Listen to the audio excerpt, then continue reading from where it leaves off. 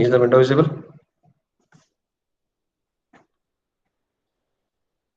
Hello? Yes, sir. Yeah. Yes, sir.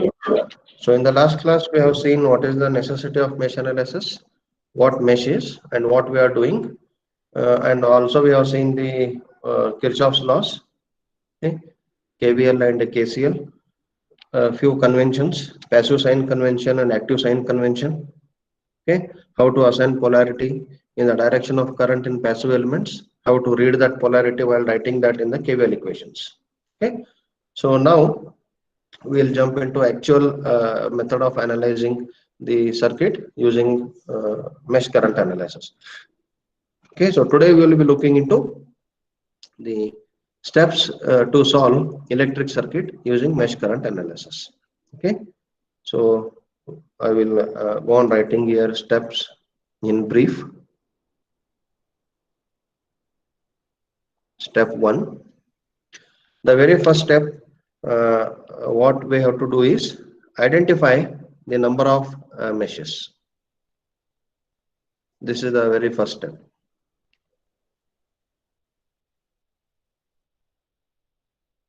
Identify the meshes in the circuit. Okay, so I have to identify the meshes in the circuit. Second step, this step is an additional one in the class. In the notes, this identifying the meshes is not there. In the notes, the steps are from directly step 2, what I have written. Okay, so step 2, okay, assign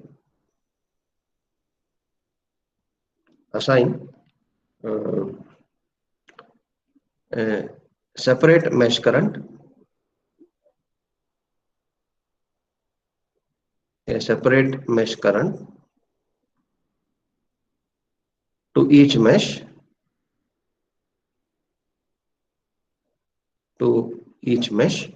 okay. So when I assign this separate mesh current to each mesh, I know already that this mesh current is imaginary.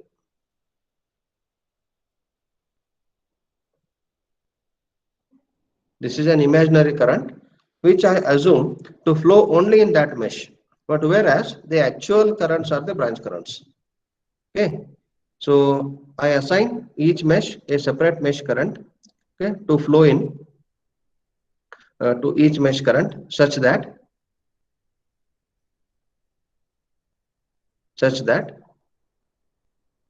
it does not cross node. So if I assign a current in first mesh, that current is restricted only in the elements those are present in the first mesh. It will not cross any node present in the circuit. Okay. Now, here in my entire study, I will be following clockwise direction. You can do with anti-clockwise direction also. There is no problem because all my literature now available with me and that I have shared with you will have the clockwise direction of mesh currents. I follow the same convention here in my course hereafter. Okay. Take direction of mesh current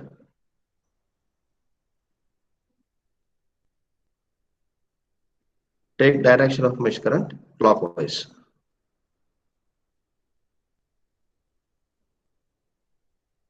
Take direction of mesh current clockwise. So I will assume a mesh current which is clockwise in direction. Third step. First we'll see the steps, then we'll apply these steps to the circuit given. Okay, I have a general circuit drawn here. We'll apply all these steps to the general circuit given. Okay, and second, step third. Okay,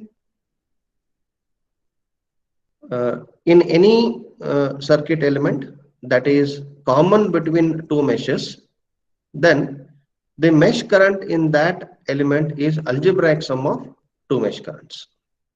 Okay, in the element in the element that is common in the element that is common between two meshes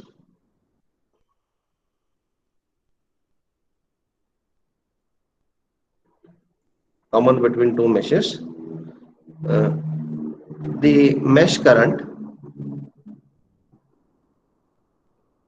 is algebraic sum of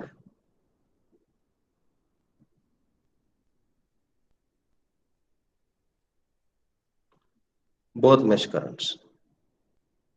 Algebraic sum, or I can call difference also. Algebraic sum or difference of both currents. Okay, or both you can say mesh currents, of both mesh currents. Okay, so the mesh current that is flowing in R2 is algebraic sum or difference of currents that is flowing in mesh 1 and mesh 2. Okay, we'll see exactly what these mean in further discussion. Okay, now, once I assigned the mesh currents, okay, next step is to write KVL equations. Step 3, step 4, uh, marking the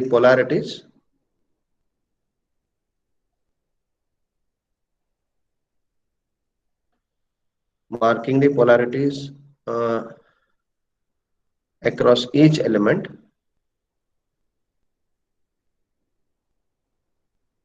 each element, uh, apply KVL,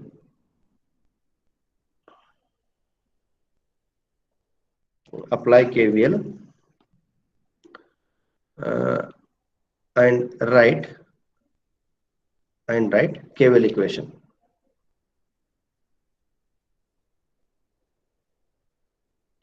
And write KVL equations.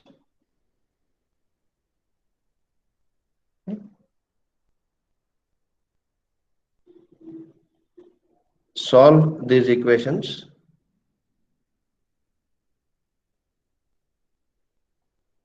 using Cramer's rule.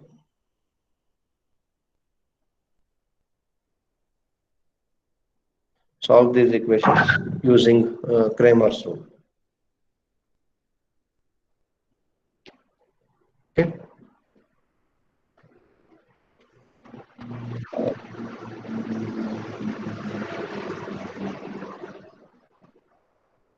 Then in step 5, now I have assigned the current, applied the KVL, wrote the equations, and I have solved. Okay. Uh, solve these equations for Cramer's rule for the mesh currents. That is for obtaining the value of mesh currents. Then how to understand this? Now I got the answers. What next?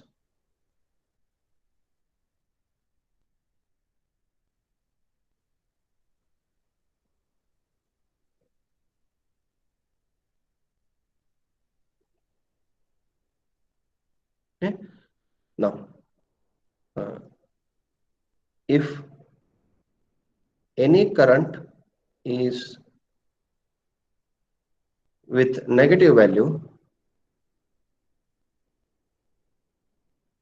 if any current is with negative value, okay, it means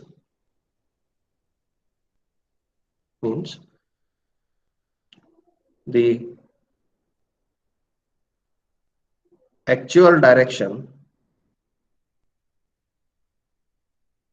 actual direction of current is opposite to assumed direction.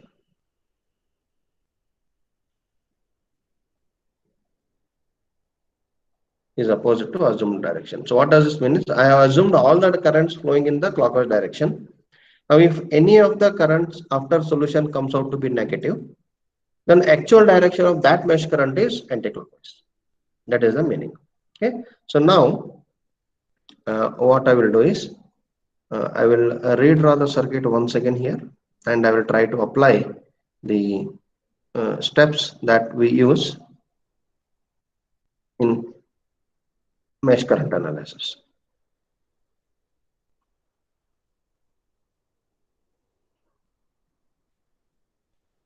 The same circuit, what I have done at the top of the page, I am reproducing it here. Let this be V1, R1, R2. So this is R2 and this is R3 I have given there. This is minus, this is plus, and this is V2. And this is the circuit. Okay. This is the circuit. Okay. So now I have to follow the steps. So first step is to identify the meshes. To identify the meshes, visually we can look into the circuit and say this is one mesh, this is one mesh. But if you want to go more technically, then assign the names for each corners. Let this be A, B, C, D, E, and F. Okay. Now these are the corners or nodes of the circuit. Now, step 1. Only for this general example, I will take as per the steps. Step 1. Identify the meshes in the circuit. Okay. So how many meshes I have in this circuit? Can anybody tell? How many meshes I have in this circuit? 2. Okay, I have 2 meshes.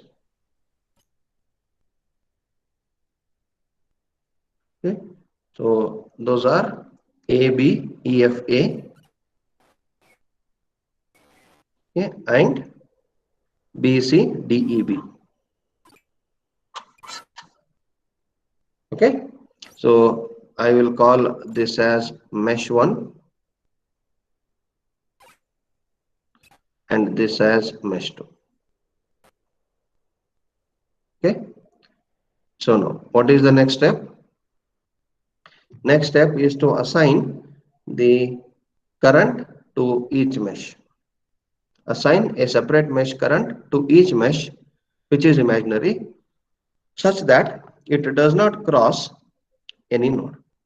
Okay, so now this is one mesh, this is second mesh. I will assign a mesh current in a clockwise direction. I will call this as, say, suppose I1, and this I1 flows only through V1, R1, and R2. It will not flow beyond node B or beyond node E in R3 and V2. Similarly, I will assign one more mesh current as I2, which will only flow in mesh 2 through R3, V2, and R2. Okay, and it will not cross node B or node E, and it will not flow in V1 and R1. So each mesh is with each current. So one mesh is having one separate current, okay, such that that current is restricted only to that mesh. Okay. Now, after assigning mesh currents to each mesh, next step, okay, is in the element common between two meshes, the mesh current is algebraic sum or difference of both the mesh currents. Okay. So now we know that I1 flows through V1, R1, and R2. I2 flows through R3, V2, and R2. Now in V1 and R1, only I1 is flowing. In V2 and R3, only I2 is flowing. But whereas in R2, both I1 and I2 are flowing. So when I say that in a single element, multiple currents are existing, it does mean that effective value or resultant value of all those currents are existing. Even if there are 100 branches connected to this R2 to enter into this element, the resultant current flowing into this R2 will be always the resultant value. The total current is the resultant value of all the currents that are tending to flow in this R2. Okay. So now the current through R2 is either I1 minus I2 or I2 minus I1. It can't be I1 plus I2 because uh, with respect to I1, current in R2 is clockwise. With respect to R2, when I see with respect to I1, when I see I2, I2 is anti-clockwise. It means I1 and I2 are opposing. If I see from I1, I2 is opposing I1. If I see from I2, I1 is opposing I2. Okay, so evidently the current in R2 is the difference of I1 and I2. When we write the equation, you will get to know about that. Okay, more clarity will be there in that. Okay, now third step, fourth step is to make marking the polarities across each element. Now I have to mark the polarities across each element. Now the polarity across active sources we know, those are already mentioned. Okay, so this is minus and this is plus, and need not to worry about the polarities across active voltage source. Now, as per the convention, what we have seen, as per the passive sign convention, current I2 is flowing through R1 from A to B. It means that terminal connected to A should be at higher potential point. Terminal connected to B should be at lower potential point. Okay. Where the current enters in resistor, that is positive. Where the current leaves the resistor, that is negative. Now, similarly, I2 is flowing through R3. Now, I will.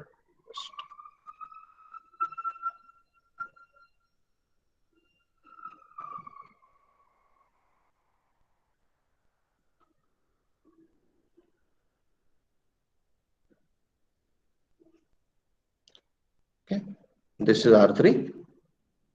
Now current I2 is flowing through R3 from B to C. B will be at positive terminal, C will be at negative terminal. Now what about the polarities across R2? Now current I1 is flowing from B to C, B to E. With respect to I1, B should be at positive potential, E should be at negative potential. Now current I2 is flowing from E to B. With respect to I2, E should be at positive potential, B should be at negative potential. Now which sign convention has to be followed? That is the question. Okay.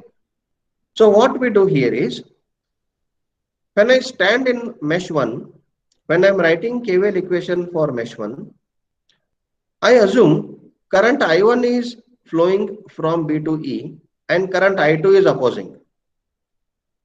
I assume anyway I1 and I2 are the assumed currents. Okay. So from when I stand in mesh 1 and look into the current flowing in R2, I consider it to be I1 minus I2. Okay. In mesh 1, okay, in mesh 1,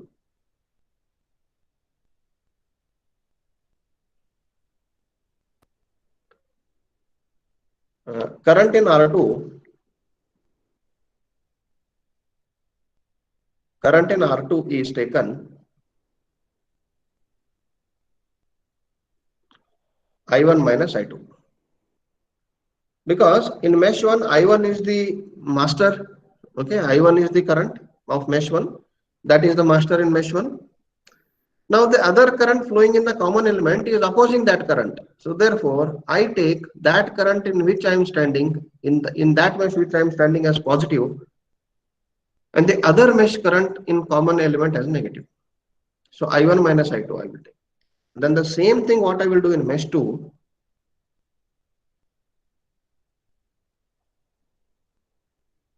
In mesh 2, current in R2, current in R2 is taken. Yeah, can anybody tell? Now when I am standing in mesh 1, I am taking I2 as opposite to I1. Now when I am standing at mesh 2, I take I1 as opposite to I2. Then it will be I2 minus I1. So when I stand in mesh 1, my polarity of potential drop across R2 should be marked with respect to the direction of I1. That is positive at B and negative at E. By standing in mesh 2, the potential drop, the polarities across R2 of potential drop should be marked with respect to I2. That is, I2 is entering E, this is positive, this is negative. Okay, now you may ask the question, how come across the same element there can be reversed polarities existing? Please remember, this is only the consideration fictitiously. When I solve applying KVL, when I get the actual values of the current, then I will get to know the actual direction of the current in R2.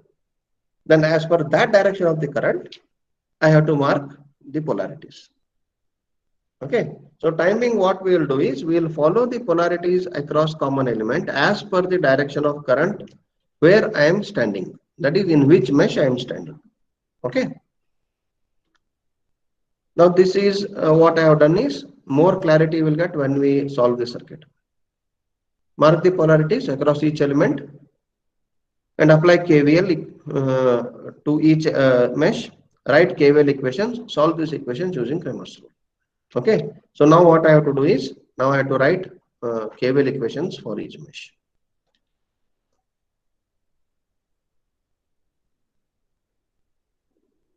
Okay, now you can write apply KVL to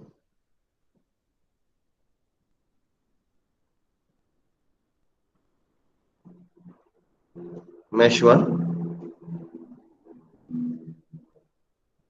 What is mesh 1?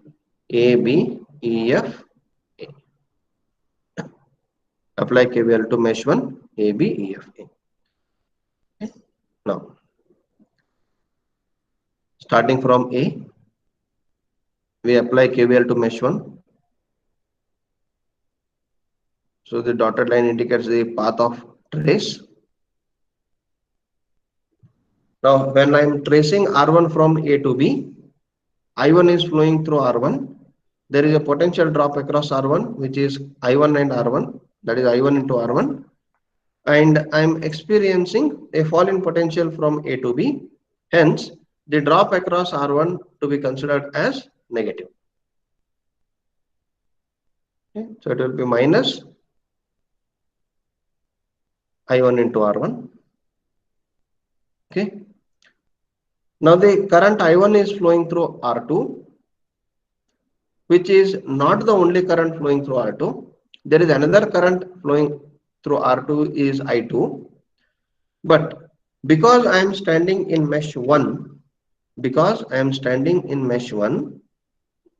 I will be considering the current in R2 to be I1 minus I2. This already I have given. Okay.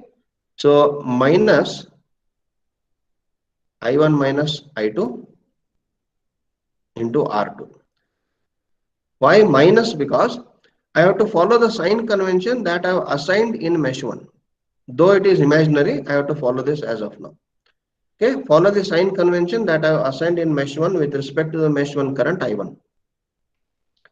Now current I1 is flowing through V1. When I trace V1 from F to A, I am getting from negative to positive, that is, it is a rise in potential. Okay, therefore, I have to take it as plus V1 is equals to 0. Plus V1 is equals to 0. When I rearrange the terms, taking LHS and RHS separately, then what I get is I1 into R1 plus R2. Okay. I1 into R1 plus R2 minus I2 R2 is equals to V1. This is one equation for mesh 1. Okay.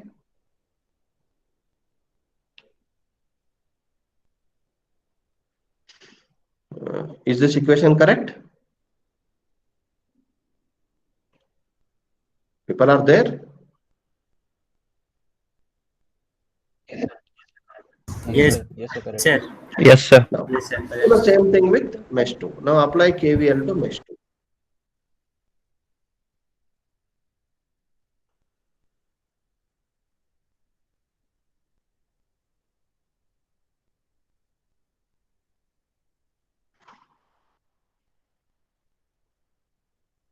Apply KVL to mesh 2.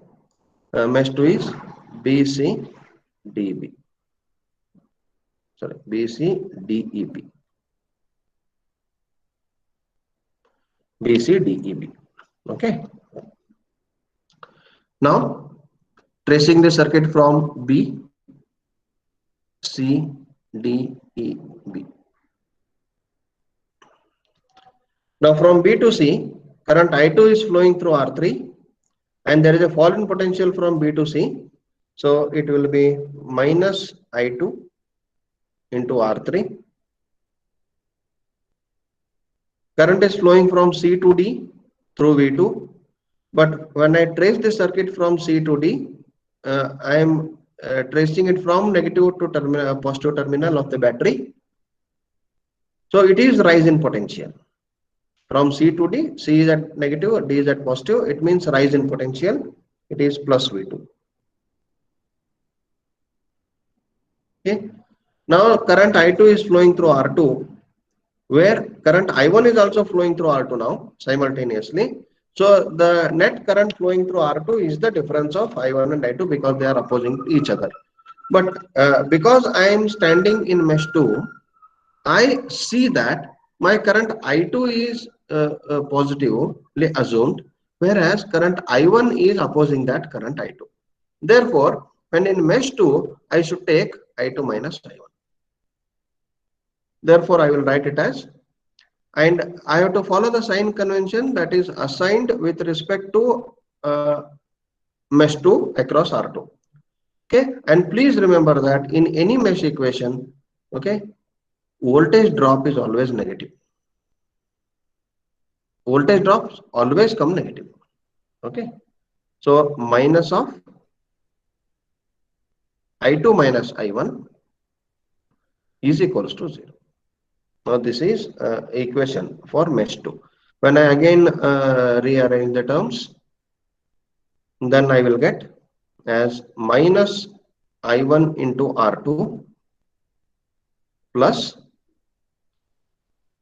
I2 into R2 plus R3 is equals to V2. This is equation 2. Okay.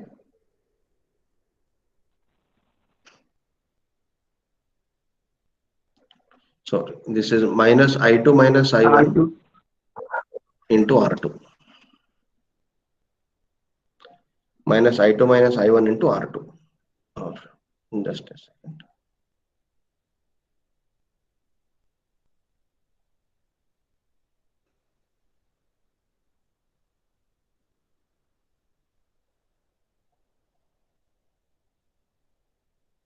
Is equals to 0. Okay. Now I have two equations and two unknowns. Now can I write third equation?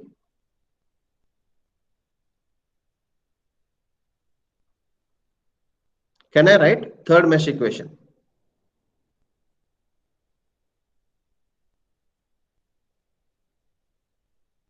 Quick.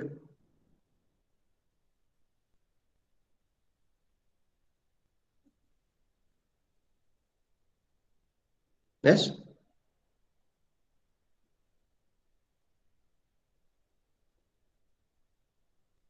See the elements, whether all the elements are covered in one or the other meshes. In mesh 1, there are three elements, V1, R1 and R2. There are three terms of voltage drops. In mesh 2, there are three elements. There are three terms in the voltage equation. Okay, so I'm writing KVL equation for each mesh.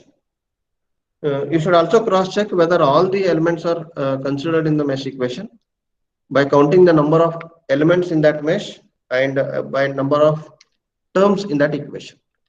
Okay, those both should be same. Now, can I write third mesh equation anyway?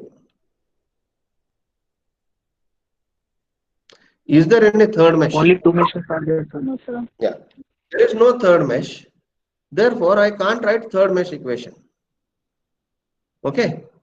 So what things you should observe here is, this I purposely did not tell in the second step only because it is generally told in the second step, that in the assignment of currents. Okay. So one thing you should observe here, observation, which is very important in our lives. Observation is extremely important in all the aspects. So what observation we will get? Okay. First one, number of equations are equal to, yes, are equal to Number of unknowns. number of meshes. Is it? See, equation are written for mesh. Is it? Number of equations are equal to number of meshes. Second point.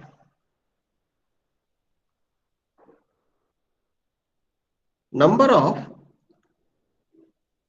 currents assigned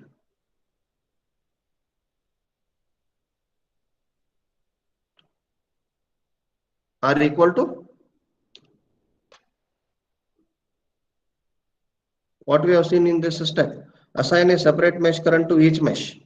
So, how many number of currents we assign? Two, sir. In this case, it is two. In case there are three loops, three meshes. Yeah.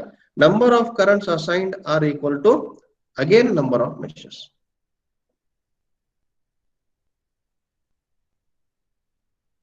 Okay. So what we will get from these two terms is, always this implies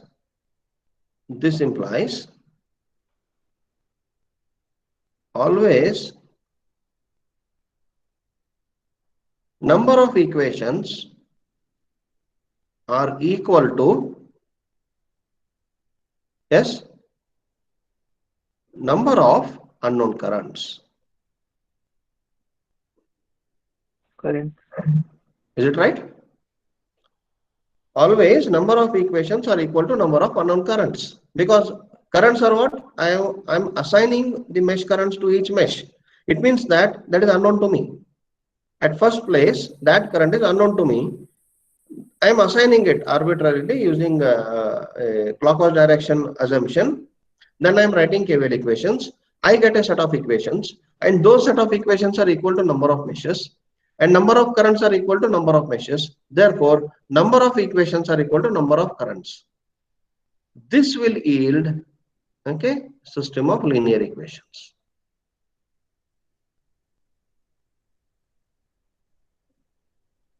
System of linear equations. So system of linear equations can be solved very easily using, there are various methods. As the number of equations increase, the complexity increases. But one thing is extremely sure, that each unknown current is having a fixed value. Because when the number of unknown equations are equal to number of unknowns, I get a particular solution. Is it? Yes or no? I get a particular solution. When all RHS are fixed, when all the coefficients of unknowns are fixed, when I solve them, then all the variables will get a fixed solution, a particular solution. Okay. So, mesh current analysis is actually the solution of system of linear equations. Okay, but how to get linear equations? These steps we have to follow. Okay, now shall I generalize it? Okay, I will generalize now the system of linear equations for two meshes. Okay, generally,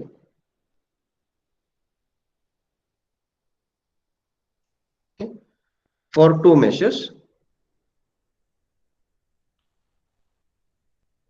for two mesh circuit, I can write system of linear equation as, okay, I1 R11 plus I2 R12 is equals to V1. This is general form. R11 may be negative, R12 may be negative, V1 may also be negative. Okay. Okay. And I1 R21 plus I2 R22 is equals to V2. Okay. How can I represent using matrix form? Can there is a relation between matrix representation and system of linear equations. Is it? So I can have a coefficient matrix R11, R12, R21, R22. I have a variable matrix I1, V1. I2, and I have a solution matrix V1, V2. Are these the names in system of linear equations? A into X is equals to B. Yes? Yes, sir. Yeah. So this is what? Coefficient matrix.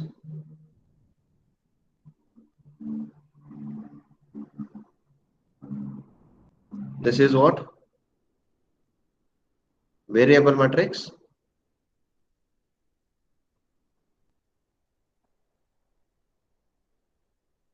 And this is what? Solution matrix.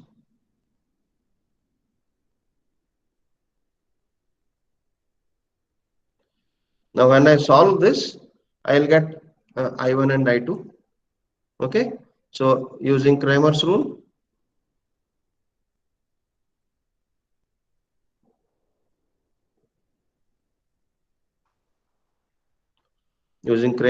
I can solve I1 is equals to, yeah, determinant of coefficient matrix with first column replaced by solution matrix, second column kept as it is,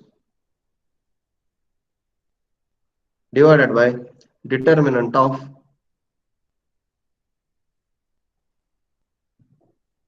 coefficient matrix. Okay.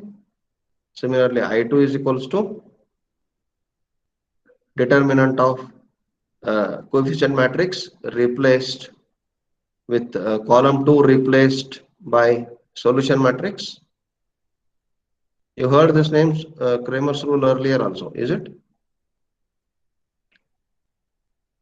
Where delta is determinant of R11, R12, R21 and R22. If you do manually, you have to follow this method. But fortunately, we have the solutions to be done using calculators. You can directly do that. But these equations must be correct. If equations are incorrect, then even calculators will yield incorrect answers. Okay, and there are major marks for answers. Then for three mesh circuit,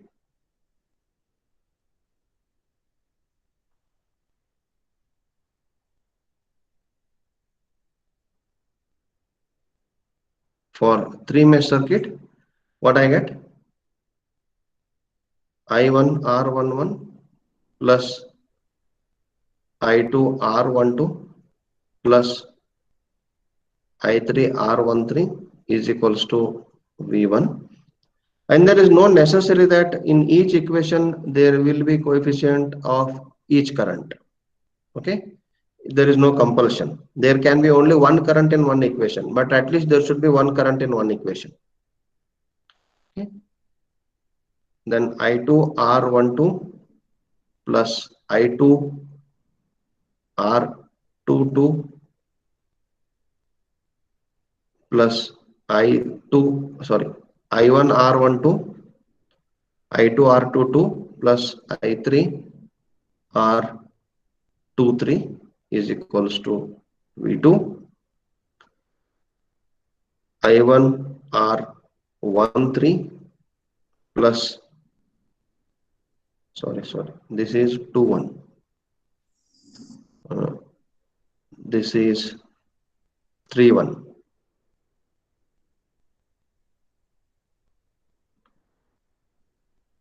I1 R31 plus I2 R32 plus I3 R33 is equals to V3.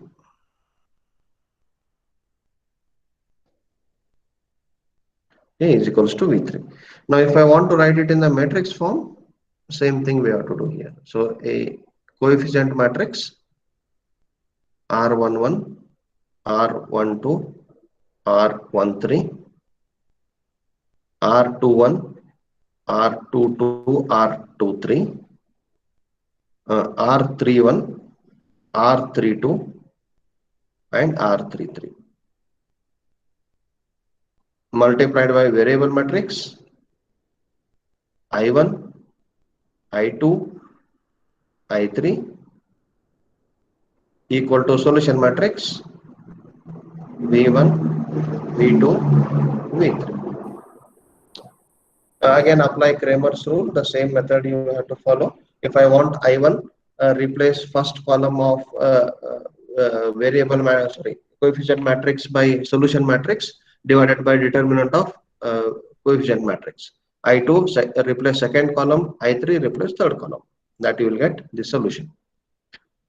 But you need not to do this completely manually. You write the equation, substitute in the calculator, get the results. Okay, that is the easiest one. Okay. Now, once I get this I1, I2 and I3, or I1 and I2, or I1, I2, I3 and I4, depending upon the number of unknown currents in a particular circuit, I should observe the value of currents. I should observe the values of currents. Now, if any current is with a negative value, now suppose after I solve this all and I get the value of I2 as minus, then what does this mean? It simply means that the mesh 2 current is anti-clockwise where I have assumed it to be clockwise. That is the only meaning. Nothing changes. Okay, magnitude will remain the same because this is the system of linear equations with number of unknowns equal to number of equations. Therefore, the variables will carry the fixed values. A particular solution you will get. When there is a particular solution, there can be change in the direction of the currents because we know that current is a vector. Okay, it can have both magnitude and direction in AC. In DC, if the things are reversed, polarities are reversed, current will change. Okay. Therefore, the minus sign is not attached to the magnitude of the current here. Minus sign is attached to the direction of the current. A minus current indicates only the opposite flow of that current. Okay. Any doubts so far? Yes. No, sir. No, sir.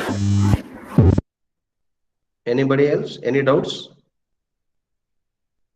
No, sir. No, sir.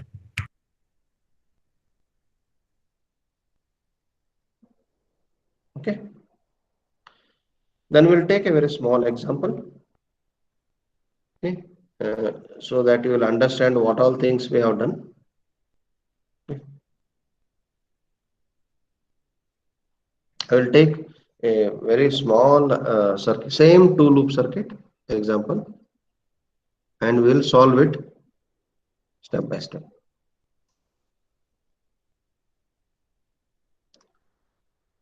Find the current in all elements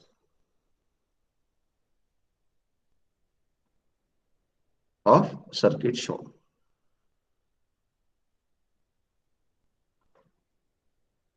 Using mesh current analysis.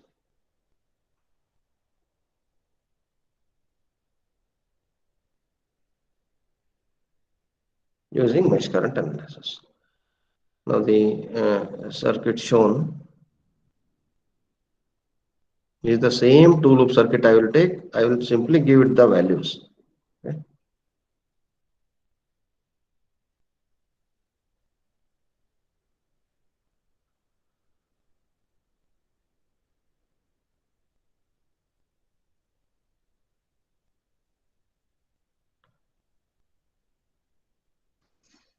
Let this be 10 volts, 2 ohm, 5 ohm, and 8 ohm, minus, plus, it is 15 volts.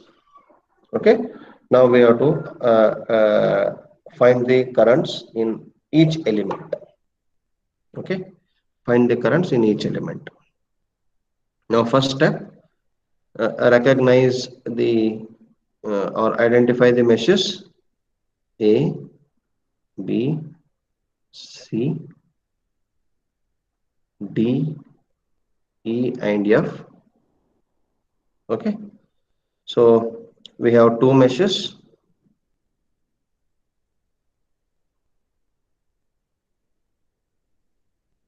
Okay, we have two meshes.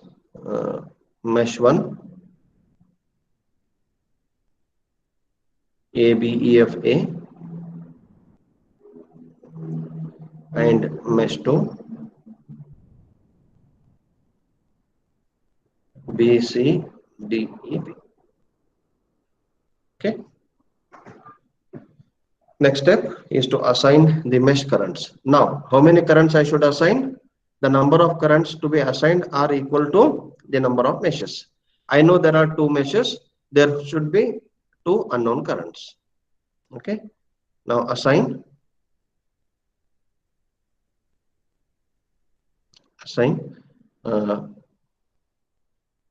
currents to each mesh. Okay. In clockwise direction. I will not write this every time. Okay. It is just for first example. We'll look into that in clockwise direction.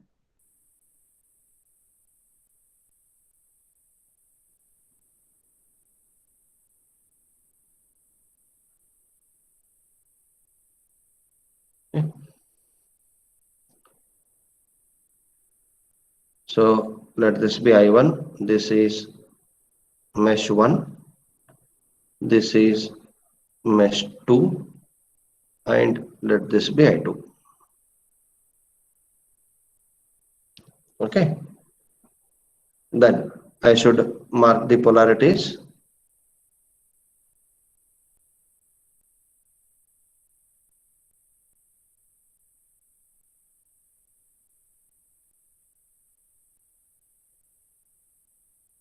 Mark polarities across each element.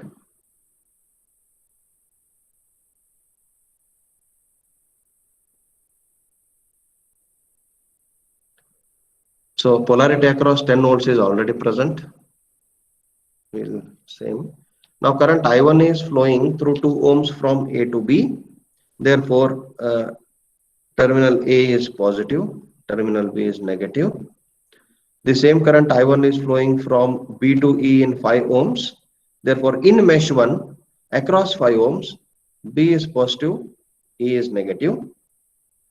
Current I2 is flowing through 8 ohms from B to C. So, B is positive, C is negative. Okay. Now, across 15 volts, it is same. Current I2 is flowing through 5 ohms from E to B in mesh 2. Therefore, in mesh 2, this is plus and this is minus. Okay. Now we have marked the polarities.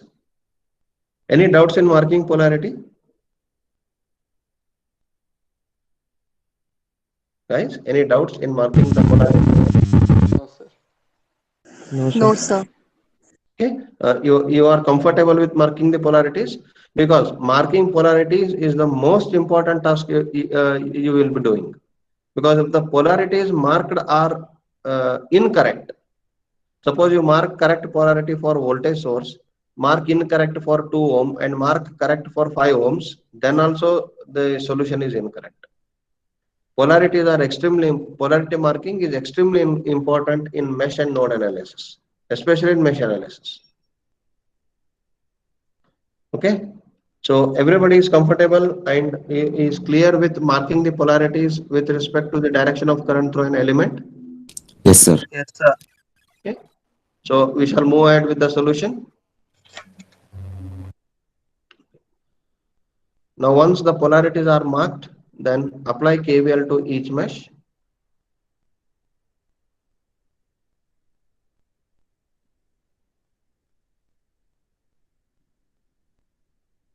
Apply KVL to each mesh and write equation.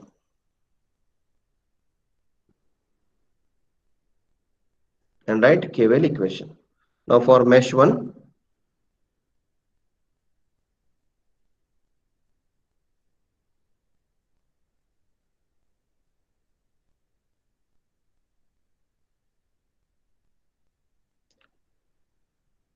KVL for mesh 1, M1 is mesh 1, okay.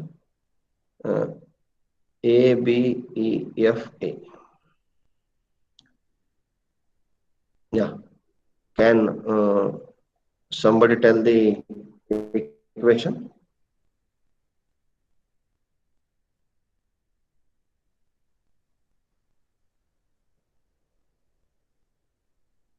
V1 is equal to Don't go directly to the final form of the equation. Tell me like I have written in the previous session. Trace V1 circuit from A to B, B to E, E to Minus F, 2I1. yeah, minus 2 Minus I1. 2I1 minus. Yeah. Current I1 is flowing through 2 ohms from A to B, which is fall in potential minus 2 I1. Yes. Next. Minus, minus sorry, minus I1 minus minus I2 of I1 minus I2 into 5 5. ohms, because current I2 plus is 10. opposing current I1 in 5 ohms when I see from mesh 1. So in mesh 1 it is I1 minus I2, mesh 2 I2 minus I1. Suppose I have mesh 3, it is I2 minus I3 in mesh 2 and I3 minus I2 in mesh 3. Okay, that you just follow that. You will never go wrong. Okay, into 5. Then 10 volts. From F to A, current is flowing from F to A, and from F to A, the potential is rising. Therefore, it is plus 10 is equals to 0. Now, rearranging the terms, what I get? 7I1 Minus minus 2I1 minus 5I1 plus 5I2 is plus 10 is equals to 10, 0. You don't hesitate to write even the most primitive step in the solution. Don't feel that hesitation. Don't you will not be degraded if you write each and every step of the solution. You will not be demoted to the primary schools if you write this. You still will be in the third semester of engineering. Okay, don't have that mental superiority that I need not to write each and every step because we are in engineering, we should skip those. But in skipping those, if you make mistake, then it will be losing the marks. Okay, for first few examples, after that you will get to know repeatedly. Okay, for first a few examples, under every concept, please follow each and every minute step also. Okay, even if you write down each and everything, positive, negative terminologies also, do it. Okay, then you will be knowing the mechanism of solution, then you can directly apply the solution with the final equations. I will tell after a few examples, one or two examples, how to write equation just by observing the circuit. That is called inspection method. Okay, just by observing the circuit, you will be writing the equation. You need not to do all these things. Okay, that will be extremely useful in your examinations and competitive exams. Yeah, now rearranging minus 2i1 minus 5i1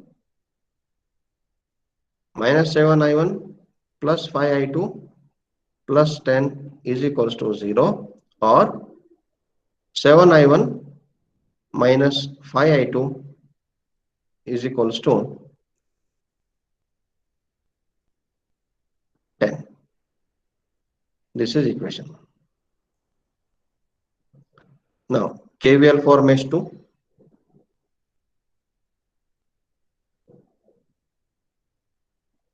KVL for mesh 2, BC DEB.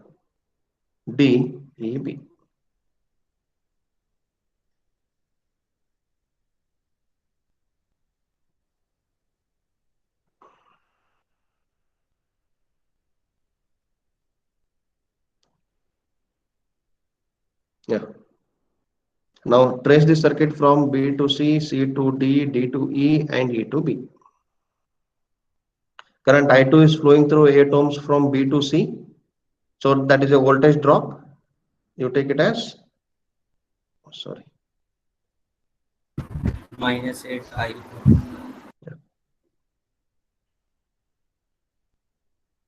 minus 8 I2. I2 is flowing from 15 volt source C to D. The direction of I2 and the direction of source is same. It is rise in potential. Okay. Uh, See, this is the direction of the source, 10 volts. This is the direction of the source, 15 volts. So direction of current and direction of source are same, positive. Plus 15, that is rise in potential. Next, I2 is flowing through 15 ohms, 5 ohms, through which I1 is also flowing. But now currently I am in mesh 2, so I should be taking it as minus I2 minus I1 into 5 is equals to 0. So it is plus 5i1 minus 8i2 minus 5i2, that is minus 13i2 plus 15 is equals to 0, or minus 5i1 plus 13i2 is equals to 15. Now this is equation 2. Now next step is solve it. Solve equation 1 and equation 2. I hope you know how to get the solution of equations in your calculators. I1 is equals to 3.1. I1 is equals to 3.1 amperes and I2 is equals to 2.3. 2.3 amperes. Okay. Now what is the question? The question is to find the current in all the elements of the circuit shown. Okay. So I want the current in all the elements of the circuit shown. I will copy this circuit down there.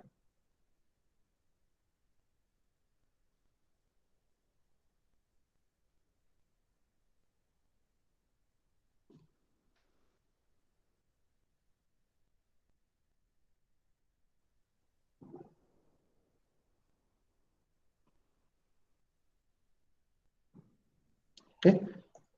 Now I want the current in all the elements of the circuit shown.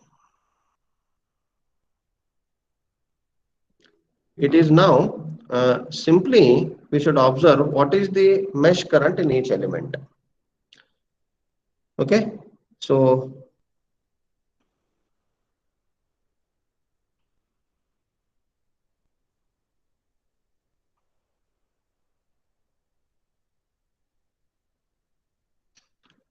what is current in 10 volts? current flowing in 10 volts is I1. Is it? So the branch current in 10 volt and the mesh current is same. Now what is the current in 2 ohms? Current in 2 ohms is again I1.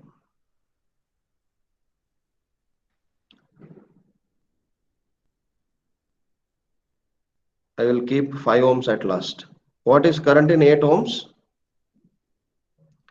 Current in 8 ohms is I2.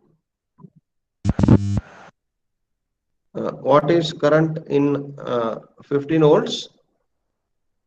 I2. Is I2.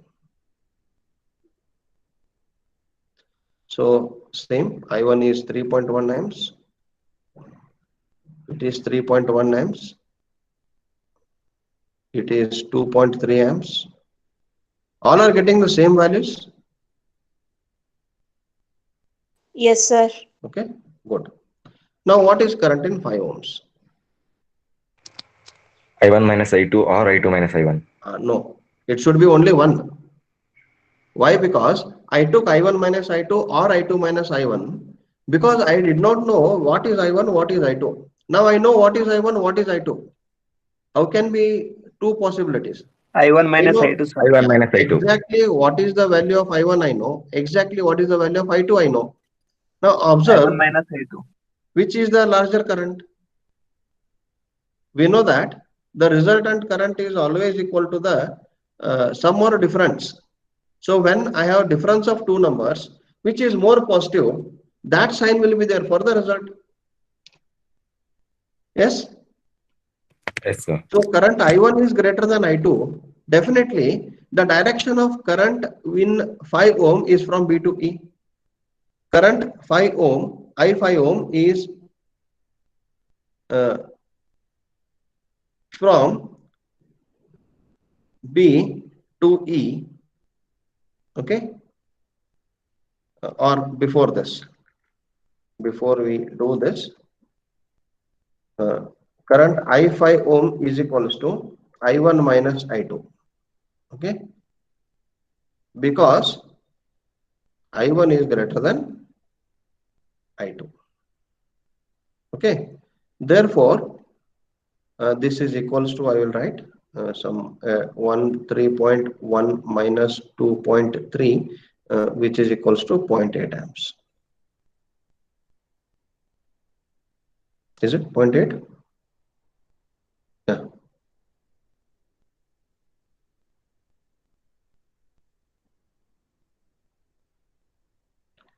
So I5 ohms is 0.8 amps. So current in 5 ohms is from B to E. Okay. Because I did not know what was I1, what was I2, I took the current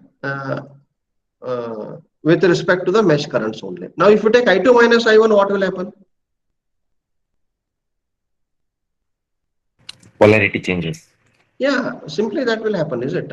Now, if I take I2 minus I1, okay, I5 ohm as I2 minus I1 as 2.8 minus 3.1, it is minus 0.8. So, what does this mean? If the direction of current is negative, it means that the actual direction of that current is opposite. So if I take I2 minus I1 as the current through 5 ohms, I am assuming that, or I am considering the current through 5 ohm from E to B, but which is coming out to be negative. That is opposite direction. But actual value of current or actual current is flowing from B to E. So by doing this and then coming to the other conclusion, just by observing the values of currents, because these values of currents are fixed as long as circuit elements are of fixed values, I will take higher value minus lower value. Okay. So this is the solution of the example. Any doubts so far? No, sir. Any clarifications you need? Yes? No, sir, it's It's clear. clear, sir. Okay, fine. So we'll stop here for this class. Okay. In the next class, we will take up few more such examples. This is a very simple example. We will take um, more examples on this mesh analysis, okay, with more number of loops, and we'll look into how to solve them with dependent sources also, with AC circuits also. Okay, where we'll get impedances and the currents and voltages at some phase angles. Okay, so we'll end today's session with this solution of the example. We'll meet again in the next session.